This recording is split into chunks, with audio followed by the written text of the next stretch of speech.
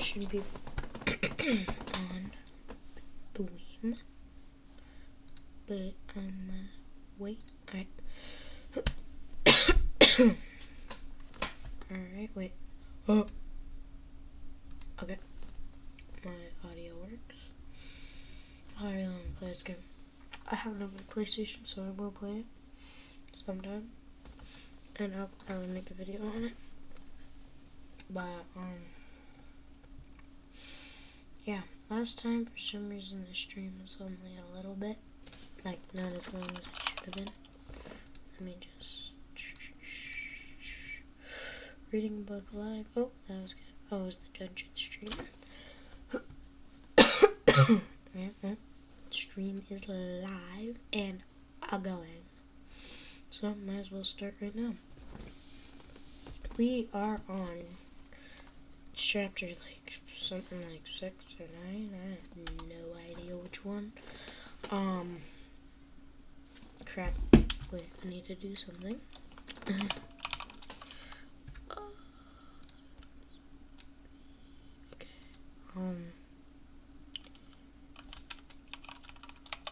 Okay, wait, I need to sign into my school's HB. HB.com. HB, EDSB login. Okay.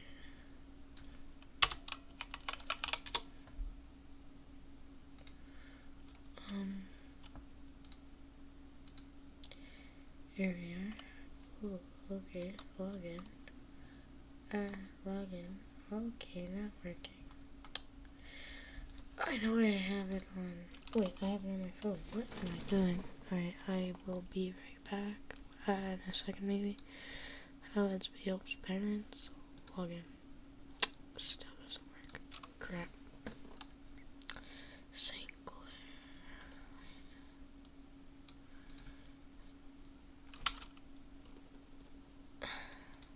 Oh, didn't mean to go there. Oh, what the heck?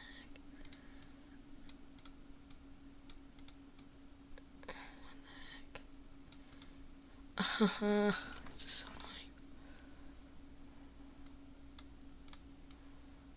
annoying.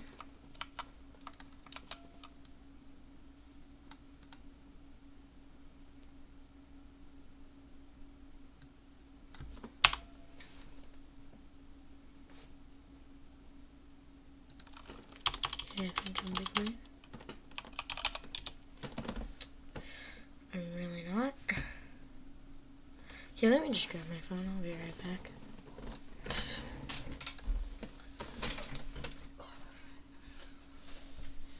Alright, and my phone is right here.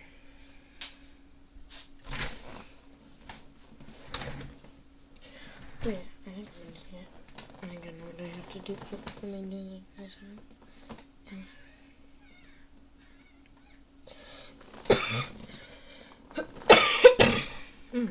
Oh.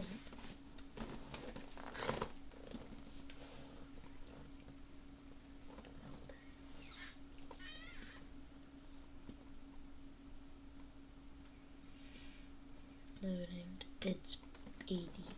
Oh, will be logged on the app. No, I wasn't logged into the app. Yes, I was. Okay, notifications. Yep. Need a new post. 7B. Answer at least 2 questions. I did not do that. So, that was 5 days ago and I had to do that. So, I'm gonna do them now. On stream, because like, I'm smart. Because then I have to do the exact same questions. Okay, so, oh wait, my friend didn't also answer. Okay, wait. Answer, but you can't. That's cringe. Okay. Answer at least 2 questions. Alright. Pick a character. How do you feel about this character? Why? What do you know about the character from the way they think? What do the character's choices say about them? What values does the character believe in? What lessons has the character learned? Is your character weak, manipulative, or powerful? What makes them that way? How else might you describe your character? I hate these inference questions. The summary ones are easier. Okay, pick a character. How do you feel about this character? I guess we'll do, who should we pick? We got Muhammad, Joseph, and Isabel. Do anything about them?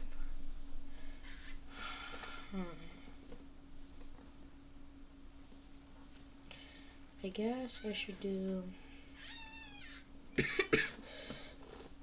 Jeez. I don't know who to do.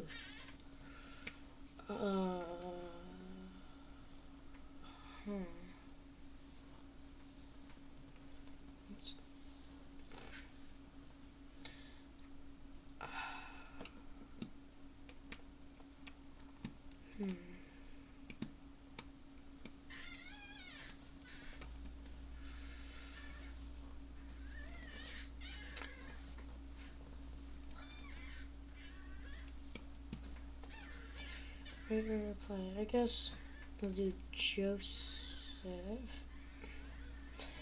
I feel he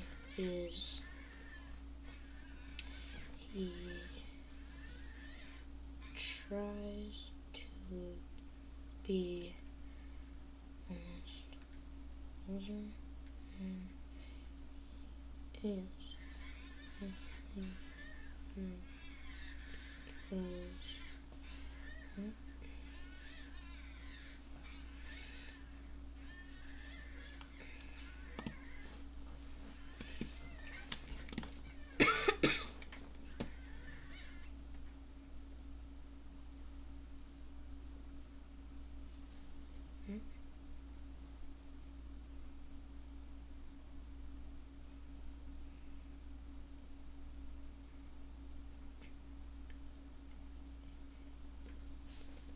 is beginning.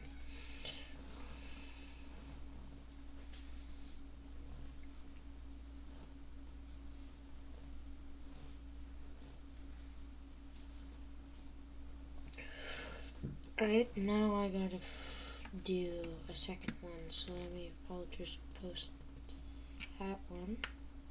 Oh wait, and I should probably do, first questions. She knows what question it is, post. There we go, and then, what do you know about the character from the way they think? Okay, what do the characters' choices say about them? Oh, okay.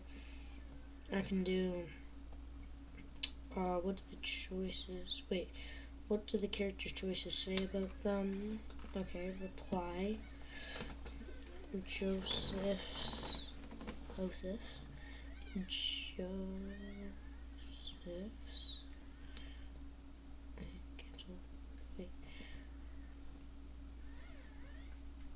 Joseph's choices make him to look irresponsible. I don't know how to spell it. Irresponsible. And the way he went to the German church on the train and almost got arrested and kicked off the train because he dropped a star and I don't know, clicked off the train. There we go. That last part. Okay, and post. There you go. 2 questions, and that was question 3. Question 3. That's not a high school question. Question, there we go. Alright, post. Nice. Okay, finished those. So now I gotta do the reading room tomorrow. Basically do the same thing, just different. Well, actually not really. It's gonna be basically the same thing. Alright, let's start the reading now before I got to leave. So, Joseph. Somewhere on the Atlantic Ocean, 1939, 8 days from home. Now my throat does really hurt, guys, so I will take quiet breaks. Cause yeah, my throat is killing me. Anyways, finally, Shabazz, don't know how to say that, arrived. It was the day Joseph would leave his childhood behind and become a man, and he could hardly contain his excitement. The ship's bulletin board announced the first-class social hall would be converted into a synagogue? I don't know how to say that. Where was I? Okay. A Jewish house of prayer, which meant Joseph might have to have his bar mitzvah after all. He was careful not to show his eagerness in front of his father. However, what would once have been a happy association with the Ladau was now a thought with anxiety. That, thanks to his father's paranoia, a synagogue, still not on board the ship, Papa said. He shook his head and paced their little room in his oversized nightgown. The captain himself has arranged it, Mama said. Ridiculous. Did no one else see the Nazi flag over your head as we came aboard? Will you not go to your own son's bar mitzvah then? Joseph's mother and Ruthie were already dressed in their nice Shabazz dresses. And Joseph wore his best shirt and tie. Bar mitzvah? There won't be enough men there for a minivan, Papa said. By tradition, 10 or more Jewish men, a minyan. I thought you said a minivan. A minyan was needed for a public service. No, one who has lived in Germany for the past 6 years would be so foolish as to go to a Jewish service aboard a Nazi ship. Papa ran a hand over his shaved head. No, it's a trap, meant to lure us out. That's when they'll snatch us up. A trap. Mama sighed. All right then, we'll go without you. They left him pacing in the room, muttering to himself. Joseph felt like someone had yanked his heart from his chest. In all the times he dreamed of this day, his father has always been there to recite the blessing with him. But maybe this is what becoming a man is, Joseph thought. Maybe becoming a man means not relying on your father anymore. Joseph, his mother, and Ruthie stopped short just inside the first-class social hall. There weren't the required 10 men for the service. There were 100 men, probably more, all wearing yarmulkes on their head and white and black talisman, prayer shawls around their shoulders. The card tables had been pushed to the side of the room. The stewards? I don't know. We're adding more chairs to accommodate the crowd. A table in front held a terrascal scroll. Oh my gosh, I don't know any of these words. I feel bad because I know I'm definitely not saying it right. Joseph stood and stared. It felt like ages since he'd been inside a synagogue. It had been before holy Kristallnacht.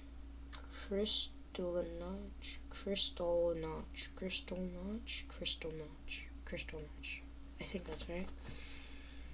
Oh, I hope it's right. Okay, before the Nuremberg laws. Oh, I got an Amber Alert. What is this? Oh,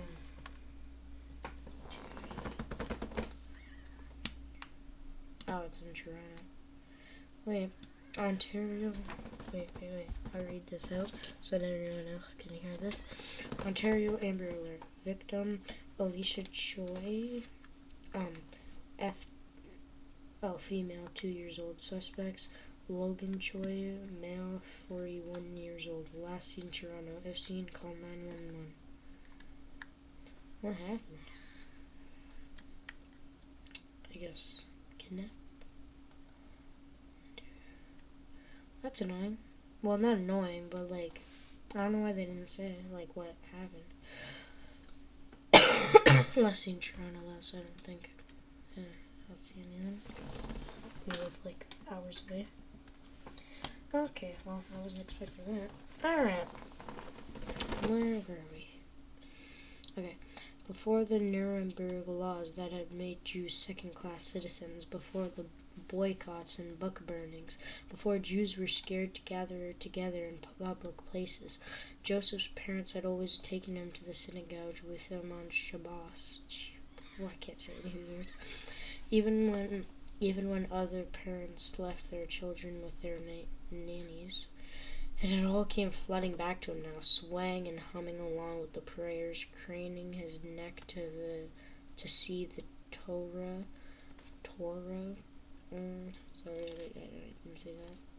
Alright, when it was taken out of the ark and hopping to get a chance to touch it, it was then kiss his fingers. In fact, why am I talking? As the scroll came around in a procession, Joseph felt his skin tickle. The Nazis had taken this all from him. And now he and the passengers on the ship were taking it back. Gustav Schroeder, whoa, okay, said that right, I promise. The ship's diminutive,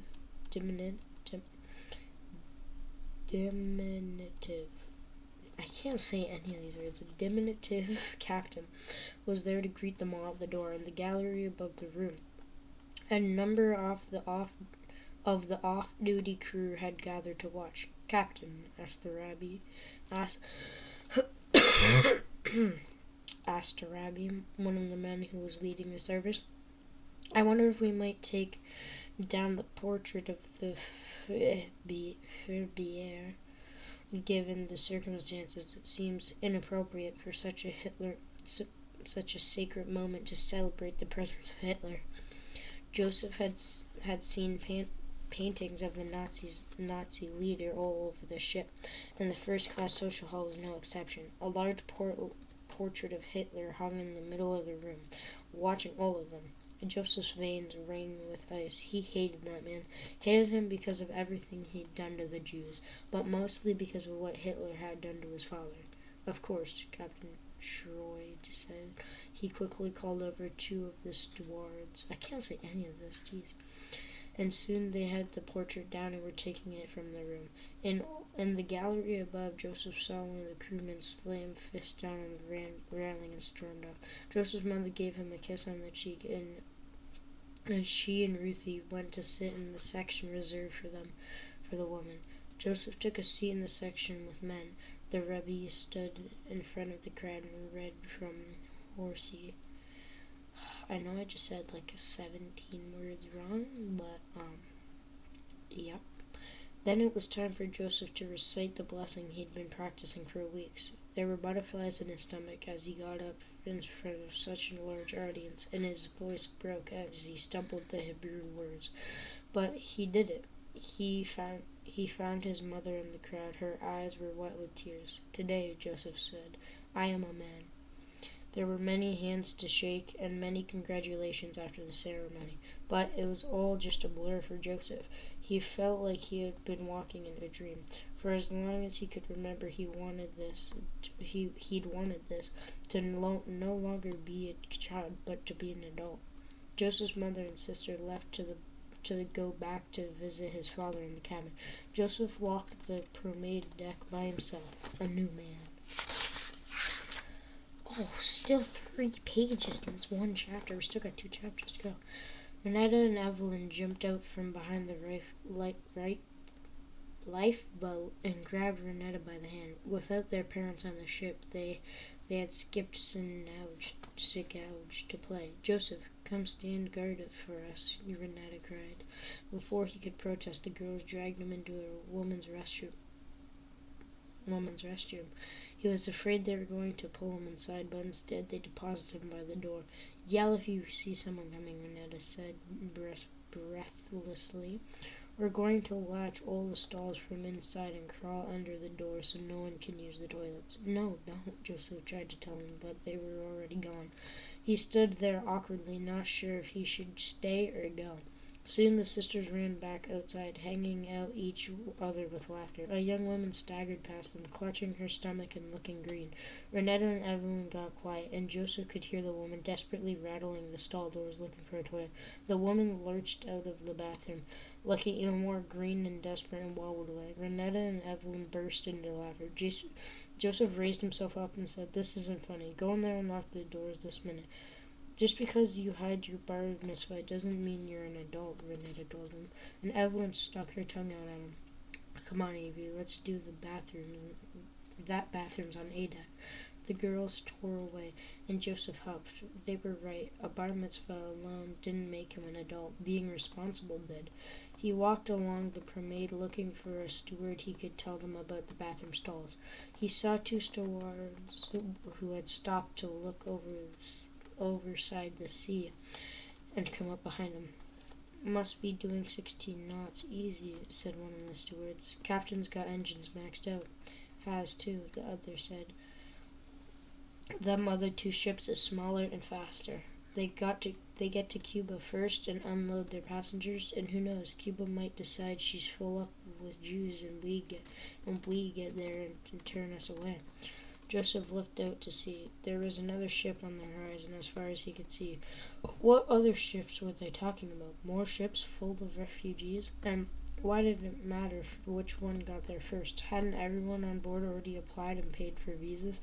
Cuba couldn't turn them away, could they? One of the stewards shook his head. "There's something they're not telling us, the ship company. Something they're not telling Schwarder. The captain's in a tight spot. He is. Wouldn't want to be him for all the sugar in Cuba." Joseph backed away. He'd already forgotten about the stalls in the women's bathroom, and he and his family didn't make it to Cuba if they weren't allowed in. Where would they go? Next chapter. Take a little breathing break. Because my throat hurts, and I hate reading so much that I don't want to just read 3 chapters in a row.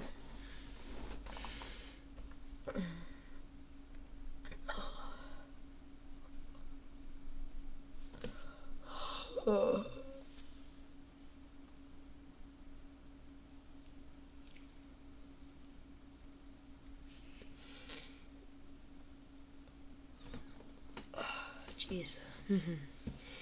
I'm actually just kind of watching my video right now. It's a little bit funny.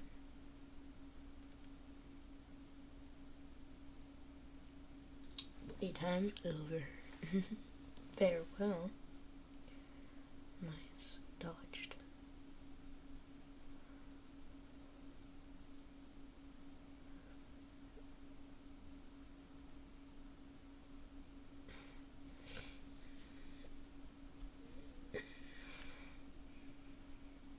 Key blast? Wait, what? Support? Wait. There were so many more things I could have done in that battle. It would have been so more easy. It's just because the controller showed for Xbox. So, but apparently you could do a key blast or Kamehameha. And you could call for support. And you could do super attacks. Oh, key blast. Okay, never mind. I did use it. Never mind. And burst. There's a lot more I still could have done though. It's annoying.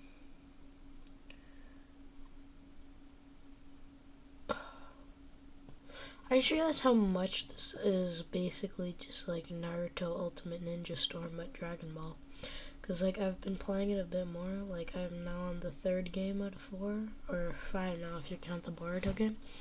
And literally like when you knock the Raditz guy a bit, it does like the weird like effect thing and then goes almost into a cutscene. That's the exact same thing that happens in Storm.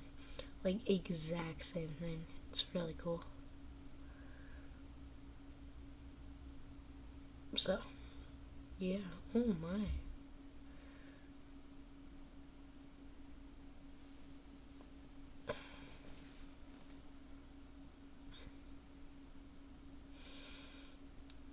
So cool.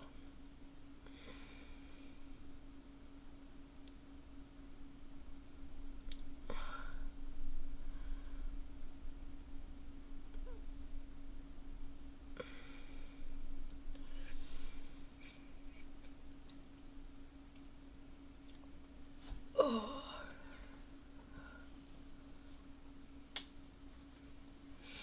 Oh yeah, I died here, I think. Oh, why did I just sit there? Yeah, that's my fault if I do end up dying. I think I do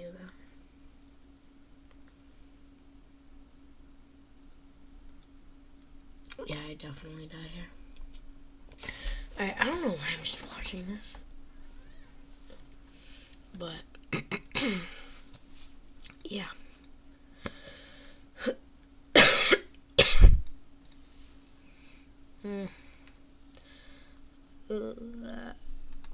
I really don't want to read.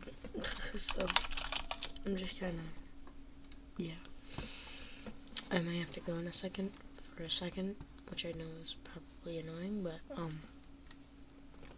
yeah. I don't know what I'm doing. Live viewers, too. Huh. Is there someone?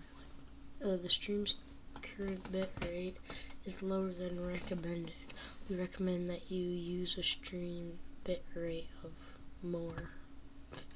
Concurrent viewers. Can you not see? Open widget. Okay. Can I like change it? I guess not. Participants. Why does it say I have 2 active viewers right now? And then when I go to who's in it, it's just me. And I guess you could say I'm technically watching the stream too, because like I am watching the stream. I don't know if that counts the viewers if you're watching your own stream, but even then it says there's 3 viewers, so that means at least 2 other people, and it says there's 2 other people, and yeah, I don't know. I'm just tired and I really don't want to read. That's all that's happening right now.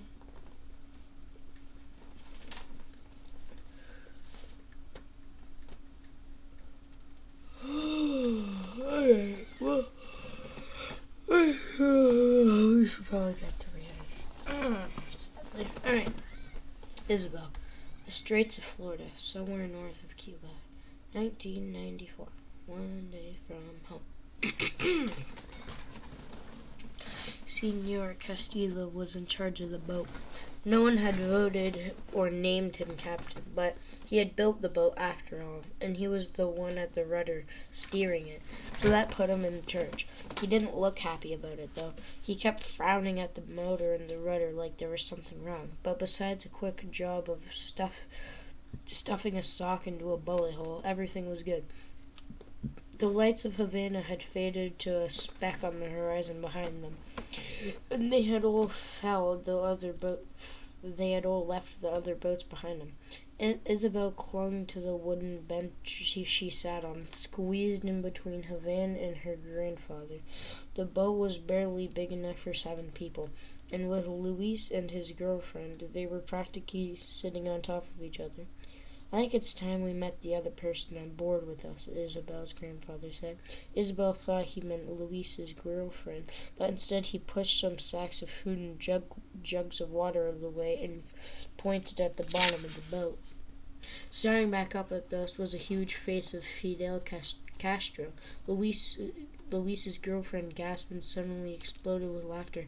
Soon all of them were laughing with her. Isabel laughed so hard her stomach hurt. Even grumpy Senor Castillo chuckled. I needed something big and thick for the bottom of the boat, he said, and seeing as there were so many signs around with El Presidente's head on them, It was true. Castro's face was everywhere in Cuba, on billboards, taxis, in picture frames, schoolroom walls, painted on the side of buildings. Underneath the paintings were words: fight against the impossible and win. Well, Fidel is thick-headed, Louise said. Isabel put her hands to her mouth and couldn't help laughing again with everyone else. You weren't allowed to say things like that in Cuba, but they weren't in Cuba anymore, were they? Do you know what the greatest achievements of the Cuban Revolution are? Isabel's father asked. Education, public health, and sports, they all said together, in a constant refrain in Castro's lengthy speeches. And do you know what the greatest failures are? He asked. Breakfast, lunch, and dinner, the adults answered back, as though they'd heard that one many times before, too. Isabel smiled. That prompted everyone to break out some foods and drinks, even though it was late. Isabel sipped from a bottle of soda. How long will it be till we get to Florida? She asked. Senor Castillo shrugged. By tomorrow night, maybe? Tomorrow morning we'll have the sun to guide us. All that matters now is we get as far away from Cuba as we can, said Luisa's girlfriend. And what is your name, pretty one? Lito asked her. Amara, she said. She was very pretty, even with her blue police form. She had flawless olive skin, long black hair, and full red lips. No, Lito said. He fanned his face. You must be Summer, because you're making me sweat. The girl smiled.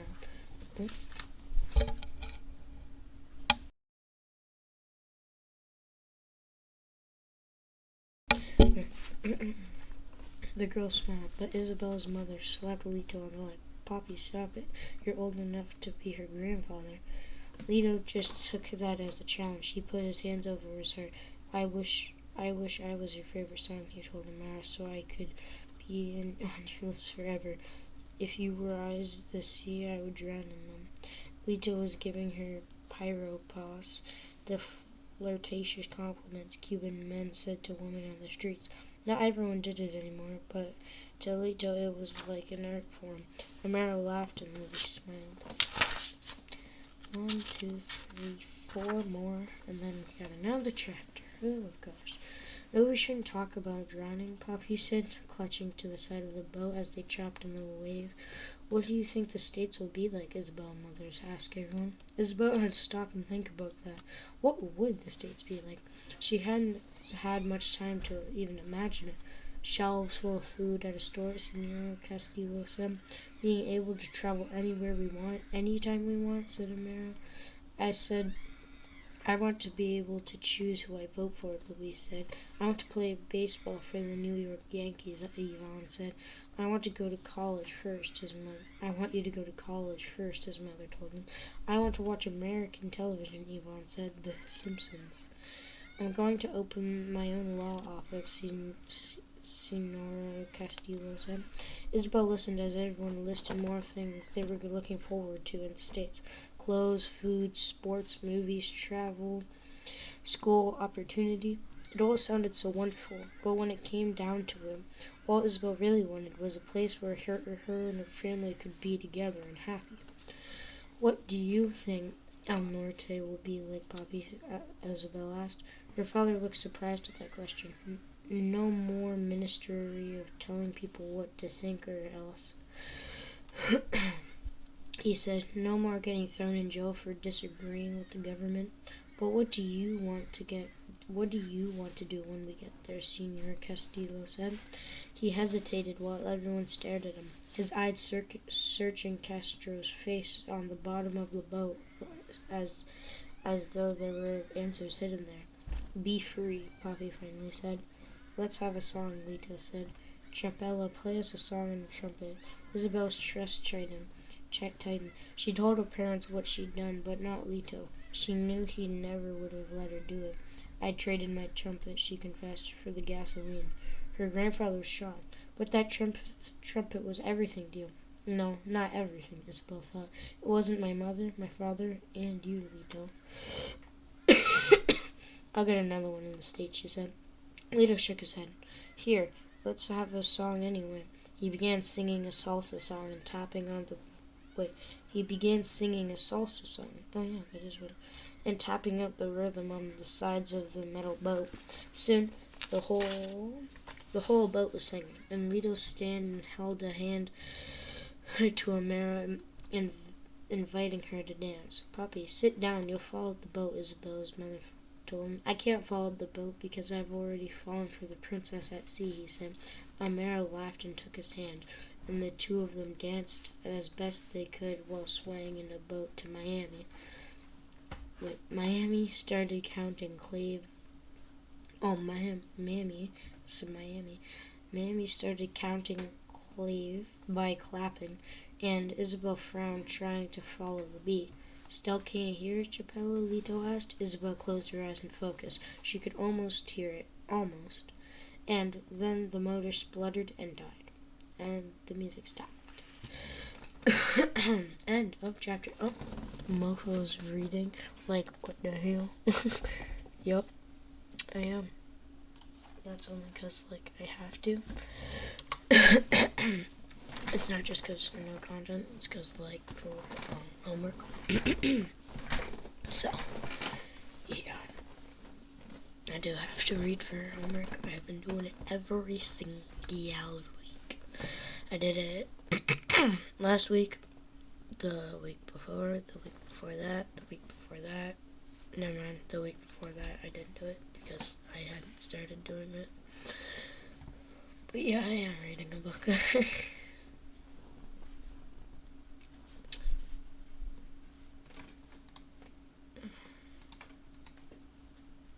Yeah, I'm just taking a break because, like, my throat hurt.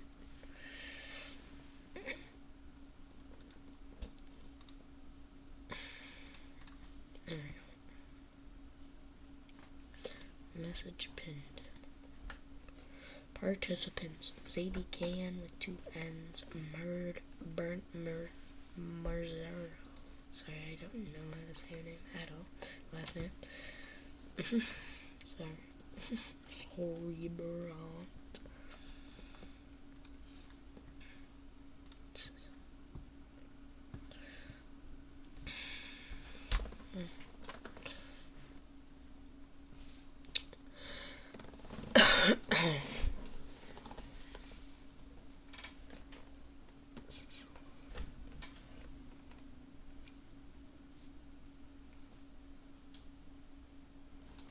Oh yeah, this is kind of sad watching this because Kyrie got suspended from the Nets.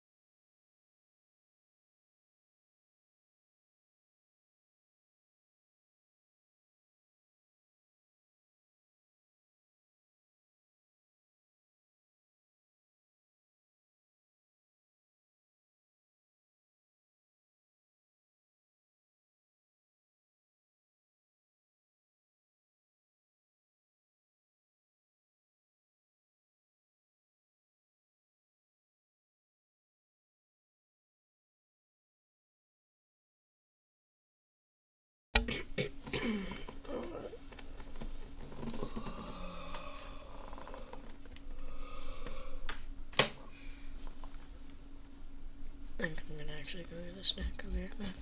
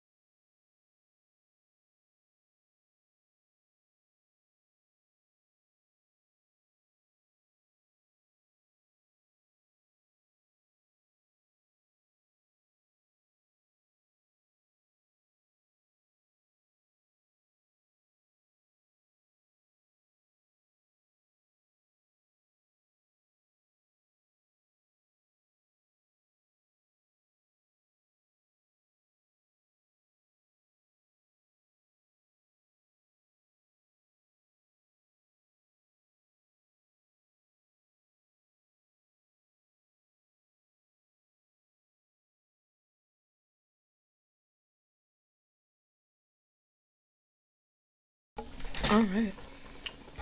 Just got a piece of chicken.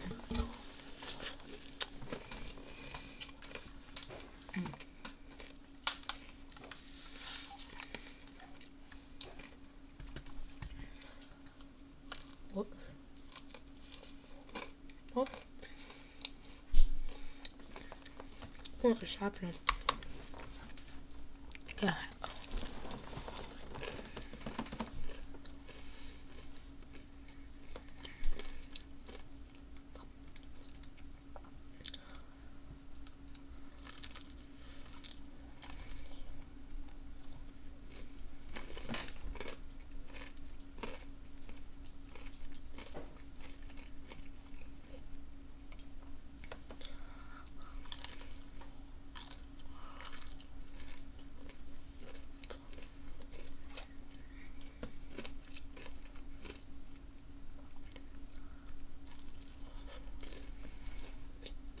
Oh, no.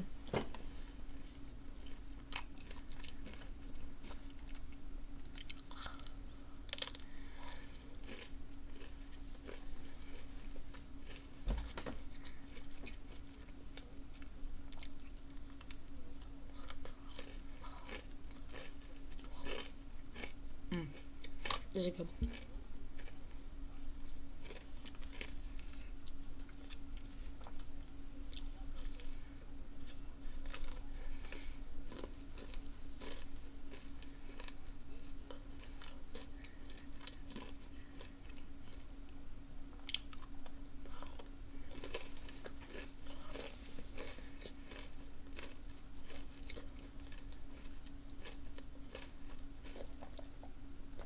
Oh, that chicken is so good. I'm glad I did that.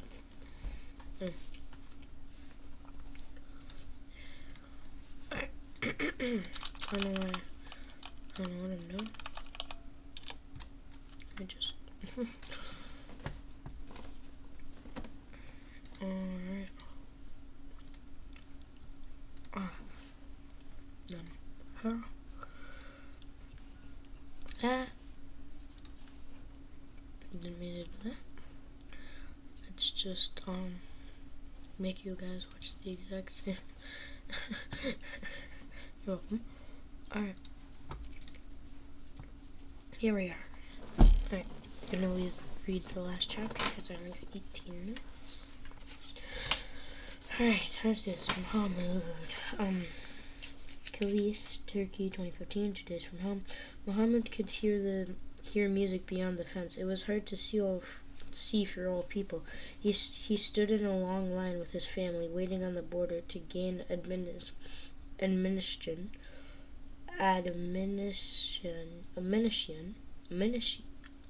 It's it's ADMISSION. If you guys want to figure out what that is, admission. I'm just gonna say that, into Turkey, near the cities of Kilis. Around him were countless more Syrian families, all hoping to be let in. They carried everything they owned with them, sometimes in suitcases and duffel bags, but even more often into pillowcases and trash bags. And the men wore jeans and t-shirts and track suits. The women wore dresses and habayas and hijabs. I know I said both of those wrong, most likely. Their children looked like miniature versions of them. And acted like miniature adults too. They were very little, crying and whining, and one of the kids were replying. They all walked too far to see too much, and seen too much. After leaving the car behind, Mahmud and his family had followed the map on their phone, skirting cities held by Daesh and the Syrian army, and the rebels and the Kurds as best they could. Google Maps told them it would be an 8-hour walk, and they split the journey. Split this journey up by sleeping in a field. Nice. It was hot out by day. It was cold by night, and Muhammad and his family had left their extra clothes in the car in their haste to escape. And the next morning they had seen people, dozens of them, hundreds, refugees, just like Muhammad and his family, who had left their homes in Syria and were walking north to Turkey to safety. Muhammad and his family had fallen into steps with them and disappearing among their ranks. Excuse me.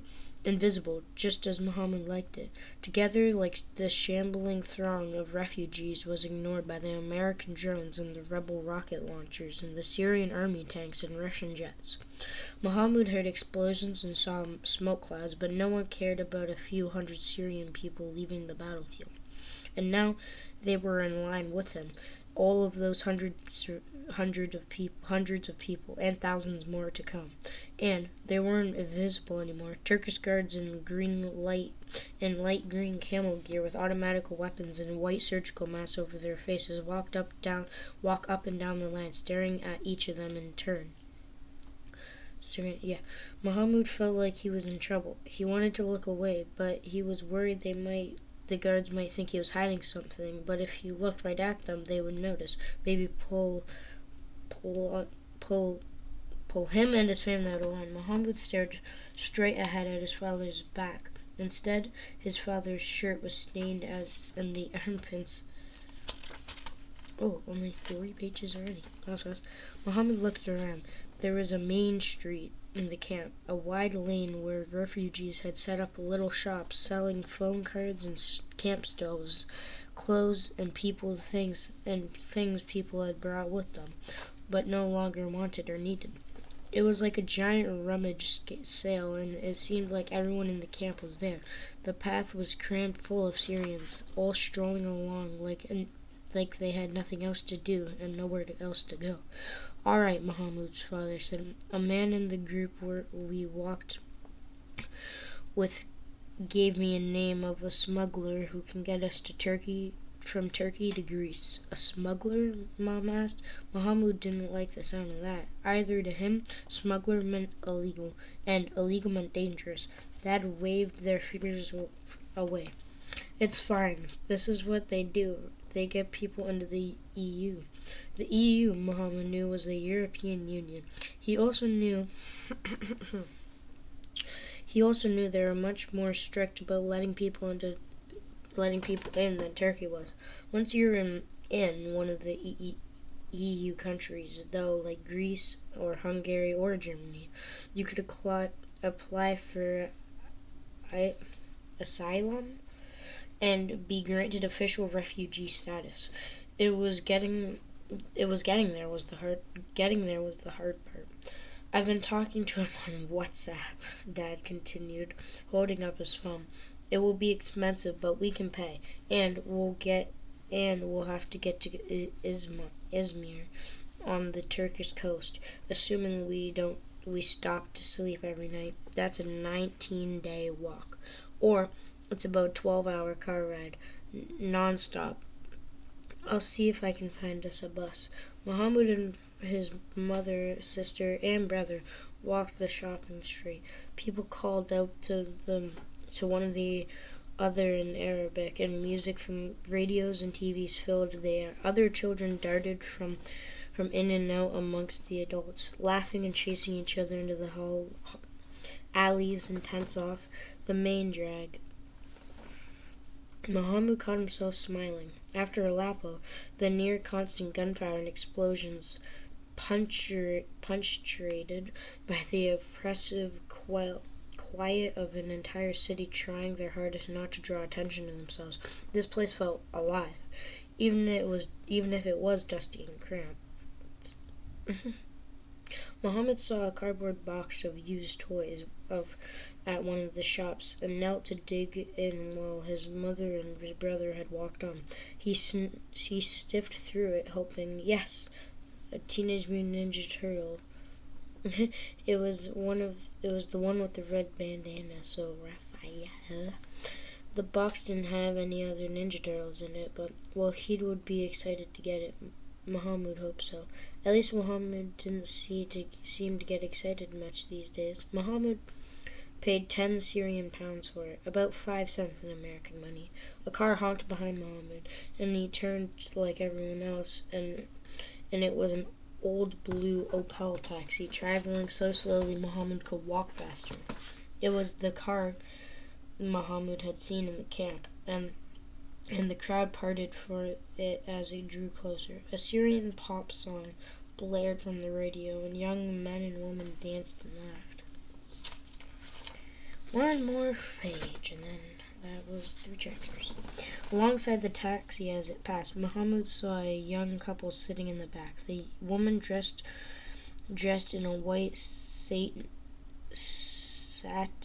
dress and veil. It was a marriage procession, Muhammad realized. Back in Syria, it was a tradition to be escorted to your wedding by a parade of cars to help carry you through your new life. Muhammad remembered his uncle's wedding before the war. His uncle had worn a tuxedo and his bride had worn a dress of sparkling jewels and tiara, and they had been escorted by dozens of cars to a party there. Muhammad had eaten a piece of this delicious 7-tiered cake. Jeez. And danced with his mother to a real band. Here, the couple's only escort was a group of rowdy teenage boys running behind the taxi, and their destination was a dirty white tent with whatever food there had been available to buy at the camp's market. But everyone seemed to be having fun. The old taxi's exhaust pipe made a sound like a gunshot, and everyone ducked instinctively.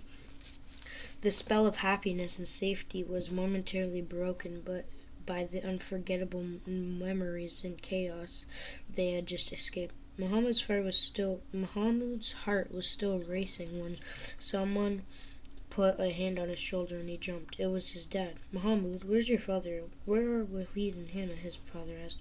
"I found us a ride, but we have to leave now." Oh, we're finally done. Oh, what are you doing?